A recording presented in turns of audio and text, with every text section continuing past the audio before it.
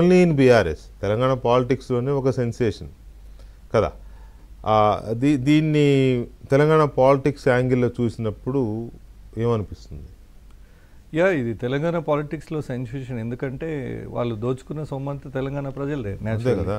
So నిన్న 10 గంటలు marathon of debates అసెంబ్లీలో జరిగిన డిబేట్ యొక్క సారాంశము 665 పేజీలలో సంవత్సరంన్నర పాటు ఇన్వెస్టిగేట్ చేసి ఘోష్ కమిటీ ఇచ్చిన రిపోర్టు నిజమని చెప్పకనే ఈరోజు కవిత గారు ఒప్పుకున్నారు. నిన్న అసెంబ్లీలో చూస్తే బీఆర్ఎస్ నాయకులు మొత్తం వ్యతిరేకించారు. ఇది ట్రాష్ అన్నారు, చెత్తపుండ్లు వేస్తామన్నారు, ఇంకోటి అన్నారు. మేము సత్య హరిశ్చంద్రుడి సహచరులము, వారి పుత్రులమా అని చెప్పినారు. బట్ ఈరోజు కవిత గారు అయితే చెప్పకనే ఇది కరెక్టే, అవినీతి జరిగిందని చెప్పారు. ఫస్ట్ పాయింట్ 1, తెలంగాణ ప్రజల సంపద దోపిడీ జరిగిందని కేసీఆర్ గారి కన్నబిడ్డ బీఆర్ఎస్ పార్టీ ఎమ్మెల్సీ కవిత గారు ఈరోజు డిక్లేర్ చేశారు.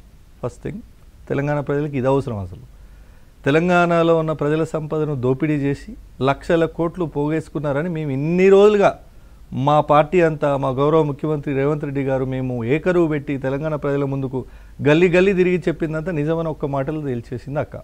ఆమెకు నేను ధన్యవాదాలు చెప్తున్నా. ఏదో ఒక కోశాన తెలంగాణకు ఉపయోగపడే పని కేసీఆర్ గారి కుటుంబం నుంచి ఒకరు తెలంగాణను జరిగిన అన్యాయాన్ని ఎక్స్పోజ్ చేయడంలో ముందుంటే మనం వెల్కమ్ చేయాలి. అక్కగారు ఏమంటారంటే, అసలు ఆయన మొదటి టర్మ్ అయిపోయినాక ఇరిగేషన్ మినిస్టర్ కొన్న హరీష్ రావు గారిని పక్కన పెట్టడానికి కారణం ఏందో ఆలోచించండి అంటున్నారు. చెప్తుంది అది అవినీతి జరిగిందనే కదా అని. ఇప్పుడు ఒకటి హరీష్ రావు గారిదే అవినీతి అని కవితక్క చెప్పింది ఇవాళ ప్రెస్ మీట్లో. కేసీఆర్ గారేమో ఇది నా బ్రెయిన్ చైల్డ్, నా మెదడులో నుంచి పుట్టింది, రక్తం చుక్క ఖర్చు పెట్టి నేను ఈ ప్రాజెక్టు కట్టినా. ఆ మాట ఈమె కూడా 2-3 సందర్భాల్లో నానా మెదడు కరిగిచ్చి సిస్టమ్ లో అన్నారు. అంటే ఇప్పుడు ఏంటి, కాళేశ్వరం ప్రాజెక్టు కట్టడంలో కేసీఆర్ గారిది పెద్ద పాత్ర, హరీష్ రావు గారిది ఇరిగేషన్ మంత్రిగా చిన్న పాత్ర. ఇదైతే ఎస్టాబ్లిష్. మూడో పేరు సంతోష్ రావు పేరు కూడా ఆయన ఎంత మేరకు అవినీతిలో ఇన్వాల్వ్ అయిందో మళ్ళీ మనం డీటెయిల్స్ పోయి మాట్లాడదాం. బట్ వీళ్ళిద్దరి మీద నిన్న ఘోష్ కమిషన్ ఇచ్చిన రిపోర్టును టీఆర్ఎస్ మొత్తం తప్పుపడితే కేసీఆర్ గారి కూతురు అయితే ఎండార్స్మెంట్ ఇచ్చేసింది, ఎస్ అవినీతి జరిగింది. అయితే ఇలా హరీష్ రావు గారి పేరు ఒక్కరినే ఎందుకు వస్తుంది అంటే, నిన్న జరిగిన 10 గంటల చర్చ తర్వాత ప్రతి ఒక్కరూ తెలంగాణలో గల్లీన ఈ కేసీఆర్ అవినీతిపరుడు, తెలంగాణ సంపద మనం నమ్మి అధికారం కట్టబెడితే తెలంగాణ సంపదను దోచుకు తిన్నారు వీళ్ళ కుటుంబం, కేసీఆర్ పేరు బదనాం అవుతుంది కాబట్టి ఇలా బయటకు వచ్చి దాన్ని కేవలం ఆ డ్యామేజ్ని హరీష్ రావు మీదకి డైవర్ట్ చేసి కేసీఆర్ని సేఫ్ గార్డ్ చేస్తే కేసీఆర్ ఏమన్నా పునీతుడు అయిపోతాడా? వాషింగ్ పౌడర్ నిర్మాణ కవిత గారు చేసే ప్రయత్నం ఏంది నాకు అర్థం కాదు. సిబిఐ ఎంక్వైరీ చేస్తే పరువు పోతుంది. అసలు మీరు పరువు ఉంచినా? ఒకళ్ళు లిక్కర్ స్కాము, అది జరిగింది కూడా ప్రగతి భవన్ వేదికగానే జరిగింది అనేది ఢిల్లీ నుంచి వచ్చిన రిపోర్ట్స్.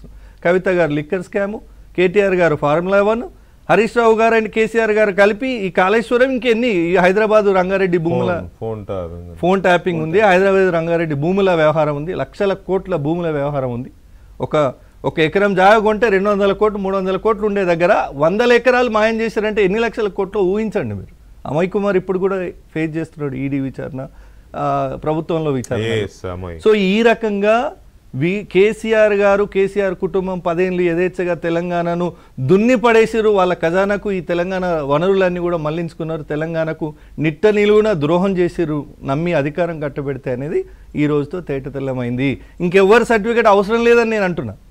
ఇంకా రేవంత్ రెడ్డి గారో ఇక్కడ డిబేట్లలో మీరో మనం ఎవ్వరని చెప్పాల్సిన అవసరం లేదు. ప్రజలకు కేసీఆర్ కూతురే చాలా స్పష్టంగా చెప్పేసింది. అయితే నేనేమంటున్నా, ఇది కేసీఆర్కు తప్పిద్దాము, కేవలం హరీష్ రావుకే పరిమితం చేద్దామంటే సమాజం ఒప్పుకుంటుందా? అంటే